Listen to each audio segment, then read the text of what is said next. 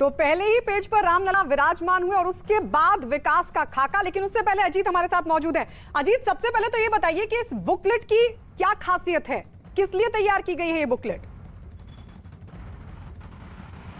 देखिए, बिल्कुल गायत्री, 2022 का चुनाव जीतना बीजेपी पहले से ही कह रही है कि अब की बार 300 के पार। इस आंकड़े को छूने के लिए बीजेपी ने पहले ही तय कर दिया था कि उत्तर प्रदेश का जो विधानसभा का चुनाव हो, चाहे प्रधानमंत्री जब बनारस आए तो उन्होंने मंच से योगी आदित्यनाथ की तारीफ की थी। बीएल संतोष जो राष्ट्रीय संगठन मंत्री हैं, उन्होंने ट्वीट करके तारीफ की थी और केंद्रीय नेतृत्व में यह कम से कम साफ कर दिया गया था कि योगी के नाम और उनके काम पर ही उत्तर प्रदेश में 2022 का चुनाव होगा। तो ये बुकलेट उसी का, ये विकास की बुकलेट है। विकास बुक नाम इसका दिया जा रहा है। काम अनेक, इरादे नेक। इसके तहत रामलला की तस्वीर है वो लगाई गई। इसके साथ ही इस बुकलेट में उत्तर प्रदेश में जितने भी काम हुए, चाहे आप वैक्सीनेशन, उत्तर प्रदेश देश का सबसे बड़ा राज्य है, सबसे ज्यादा वैक्सीनेशन कराने वाला राज्य है, सबसे ज्यादा टेस्टिंग करने वाला राज्य है। 15 करोड़ लोगों को मुफ्त राशन दिया जा रहा है। इसके साथ ही 23 लाख जो प्रवासी श्रमिक हैं उनकी जो बात की गई, इसके साथ 4.5 लाख जो रोजगार दिए गए। तो जो विकास योगी सरकार ने पिछले 4.5 सालों में किया, उसको इस विकास की बुकलेट में रखा गया। हालांकि योगी अपने राम को नहीं भूले, उन्होंने पहले पन्ने पर उनको स्थान दिया गया, जिसको लेकर विपक्ष ये जरूर सवाल खड़े कर रहा है कि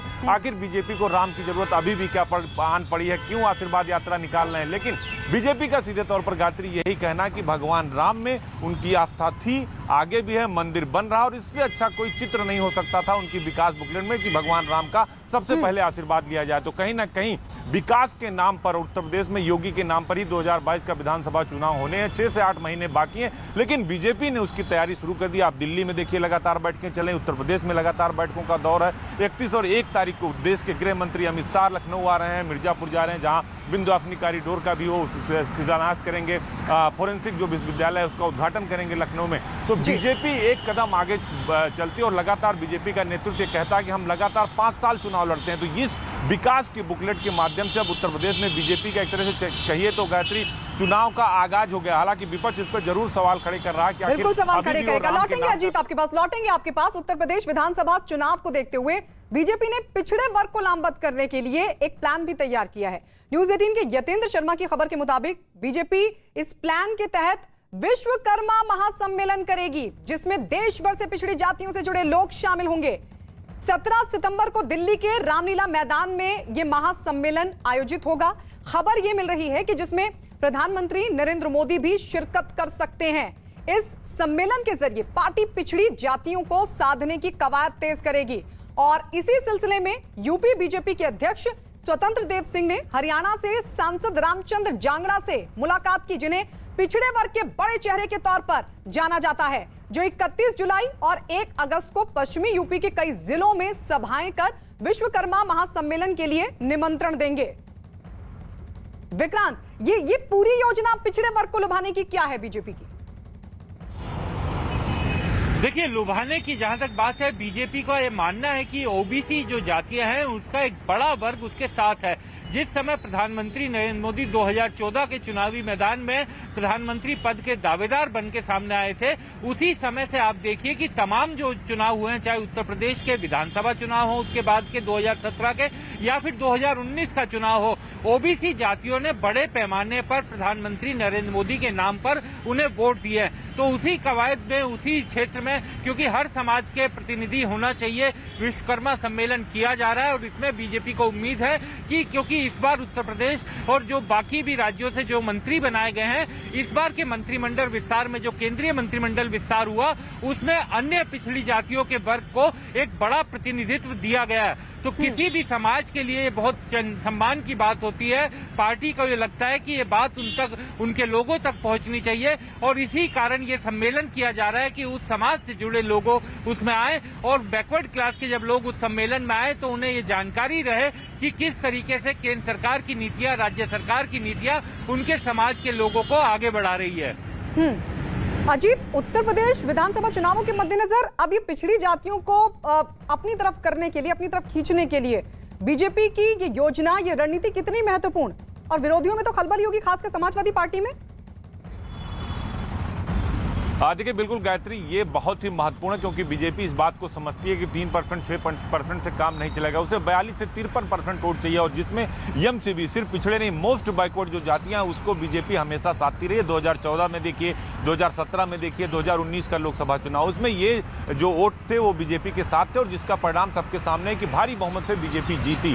तो बीजेपी को ये लगता है, क्योंकि ओम प्रकाश राजभर जो बीजेपी के हिस्सा थे वो पार्टी छोड़कर जा चुके हैं, 10 दलों का गठबंधन बनाया उन्होंने, जिसमें बाबू सिंह कुशवाहा भी हैं, उनका भी निगाह पिछड़े वर्ग पर है। अखिलेश यादव जो समाजवादी पार्टी के सुप्रीमो है वो भी पिछड़े वर्ग की बात लगातार कर रहे हैं। तो ये जो वोट बैंक है या जो समीकरण है उत्तर प्रदेश में, इसको साधने की कोशिश सब करें, क्योंकि सबको पता है गायत्री कि यूपी से ही दिल्ली का रास्ता जाता है और अगर यूपी में वो अपनी सियासी जमीन मजबूत कर पाएंगे तो उनकी सियासी जो ताकत है वो बढ़ेगी। इसीलिए बीजेपी पिछड़ा वर्ग सम्मेलन हो, इसके अलावा देखिए आप अंबेडकर को लेकर लगातार बीजेपी पर आरोप बसपा लगाती रहेगी, अंबेडकर को अपनाना चाहते हैं। बीजेपी साफ तौर पर कहती है कि हम, वो चाहे गांधी हो चाहे अंबेडकर, हमारे महापुरुष, हम उनके जो जन्मदिन है उन पर कार्यक्रम आयोजित करेंगे। और अब विश्वकर्मा, चूंकि 17 सितंबर को विश्वकर्मा दिवस होता है, विश्वकर्मा जयंती होती है, तो उस दिन पूरे यूपी में कार्यक्रम मनाया जाएगा और बाकायदा सरकारी कार्यक्रम मनाया जाएगा। जो तो अब ये मानकर चलिए कि उत्तर प्रदेश में जो बैकवर्ड है या जो मोस्ट बैकवर्ड है उस पर बीजेपी की निगाह की जो वोट बैंक हमारे साथ 2014 में था प्रधानमंत्री के चेहरे पर, 2017 में था प्रधानमंत्री के चेहरे पर और 2019 में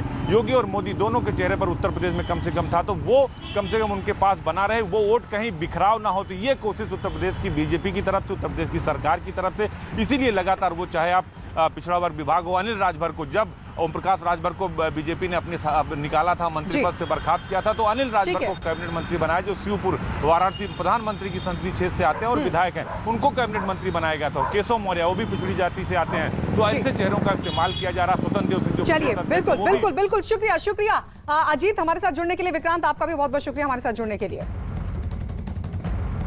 और आइए बात पश्चिम बंगाल की मुख्यमंत्री ममता बनर्जी के दिल्ली दौरे की। मुख्यमंत्री ममता बनर्जी के दिल्ली दौरे से जुड़ी इस वक्त एक बड़ी खबर। ममता बनर्जी ने अपने दिल्ली दौरे को लेकर सियासी इरादे साफ कर दिए और ये कहा कि 2024 में बीजेपी को हराने के लिए पूरे देश में खेला होगा, जिसके लिए उन्होंने दिल्ली दौरे के दूसरे दिन कांग्रेस अध्यक्ष सोनिया गांधी, राहुल गांधी और दिल्ली के मुख्यमंत्री अरविंद केजरीवाल से मुलाकात की। इतना ही नहीं, उन्होंने टीएमसी सांसदों के साथ भी लंबी बैठक की। मुलाकातों का यह सिलसिला आज भी रहेगा जारी। आज ममता की केंद्रीय मंत्री नितिन गडकरी से मुलाकात होगी। इसके अलावा ममता डीएमके नेता कनिमोई से भी मुलाकात करेंगी। तो आज भी कई कार्यक्रम, नितिन गडकरी से आज मिलेंगी ममता बनर्जी, इसके अलावा कनिमोई से भी उनकी मुलाकात होगी। लेकिन इस सबके बीच आपको बता दें, कल सोनिया गांधी से मुलाकात की थी ममता बनर्जी ने। इसके अलावा दिल्ली के मुख्यमंत्री अरविंद केजरीवाल से मुलाकात की और साथ ही टीएमसी के यानी खुद के सांसदों के साथ भी एक लंबी चर्चा।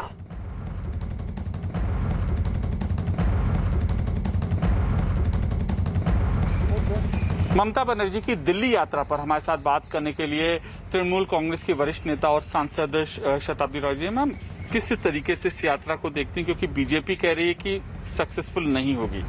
वो तो बोलेंगे, ऐसा कौन पार्टी बोलेंगे हाँ मेरे सिवा वो दूसरा सक्सेस होगी। लेकिन ये तो सच है, रियलिटी बोल रहे, ग्राउंड रियलिटी यही है। पश्चिम बंगाल में जो रिजल्ट आए उसमें बीजेपी का ऑल ओवर इंडिया में उसका डाउनफॉल स्टार्ट हो गया और वो शुरुआत वेस्ट बंगाल ममता बनर्जी ने किए है। तो वो कैसे बोल रहे हैं जो नहीं होगा? त्रिपुरा भी हम लोग का आ जाएंगे, ऐसा तो है। बहुत सारे ऐसे ममता बनर्जी की जो पॉपुलैरिटी, जो भरोसा लोग करते हैं ममता बनर्जी के ऊपर, वो तो रिजल्ट में दिखाई दिया और आगे भी दिखाई देंगे। कल सोनिया गांधी से मिली थी, अरविंद केजरीवाल से भी मिली थी, तो कहीं विपक्षी एकता की यह कोशिश कैसे आगे बढ़ी? प्रेस से भी कल मिली थी। हाँ, तो मैंने देखा दीदी ने यही कहा, जो लीडर मैं नहीं हूँ और लीडर कौन होगा वो भी डिसाइड करेंगे बाद में। और ऐसा नहीं है मैं लीडर नहीं, मैं कैडर हूँ, ये भी बताया। ऐसा नहीं है, अगर बीजेपी को हराना है तो सब इकट्ठा होना, अपोजिशन इकट्ठा होंगे। ये अपोजिशन के साथ बात इसलिए ही कर रहे, सब इकट्ठा हो जाएंगे तो फिर उसका रिजल्ट भी निकल आएगा। अगर हम संसद की बात करें तो संसद में हमने देखा कि हंगामा करने वाले एमपी को सस्पेंड किया गया है, जिसमें कांग्रेस और तृणमूल के भी सांसद सामने आए और कहा यह जा रहा है कि नहीं, हमेशा माहौल बिगाड़ने सदन का वो कोशिश करते रहते हैं।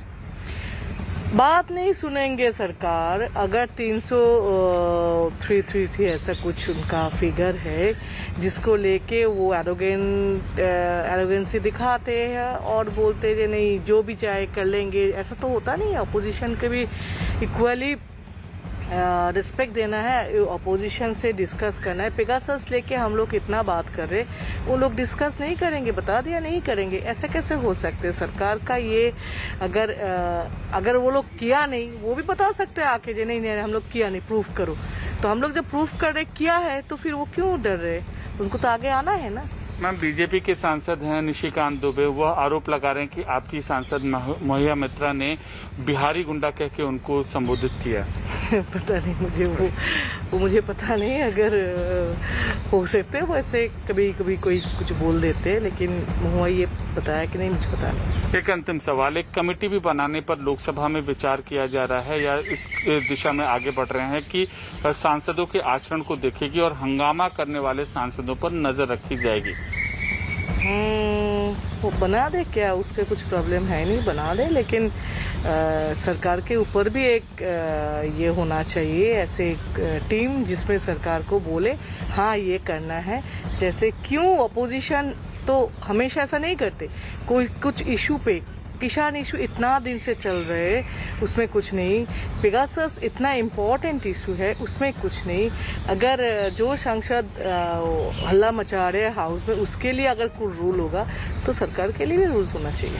नियम सबके लिए बराबर है, ऐसा कहना है तृणमूल कांग्रेस के सांसद का। कैमरा पर्सन राकेश नेगी के साथ अमित पांडे, दिल्ली, न्यूज 18 इंडिया। और इस बीच विपक्ष के नेताओं के साथ मुलाकातों के सिलसिले के बीच ममता बनर्जी क्या कह रही हैं, आइए सुनवाते हैं आपको। बीजेपी को हराने के लिए सबको एक होना जरूरी है। हम अकेला कुछ नहीं है, सब एक साथ में मिलकर काम करना पड़ेगा। तो सबको एकजुट होना जरूरी है, ममता बनर्जी की तरफ से कहा गया। लगातार वो विपक्ष के नेताओं से मिल रही हैं। कल भी उन्होंने मुलाकात की सोनिया गांधी के साथ, अरविंद केजरीवाल के साथ मुलाकात की, लेकिन आज उनकी मुलाकात होनी है केंद्रीय मंत्री नितिन गडकरी के साथ। इसके अलावा डीएमके की नेता कनिमोई से भी वो करेंगी मुलाकात, पीएम से भी वो मुलाकात कर चुकी है। लेकिन इस सबके बीच कोशिश यही है कि 2024 में कैसे पूरे विपक्ष को बीजेपी के खिलाफ यानी एंटी बीजेपी फ्रंट तैयार किया जाए, पूरे विपक्ष को कैसे एकजुट किया जाए। और फिलहाल जो तस्वीरें, जो कवायद दिखाई दे रही है वो ममता बनर्जी की तरफ से हो रही है। ममता बनर्जी लगातार सबको एकजुट करने की कोशिश में जुटी हुई है। और इस वक्त हमारे साथ दिल्ली से हमारे सहयोगी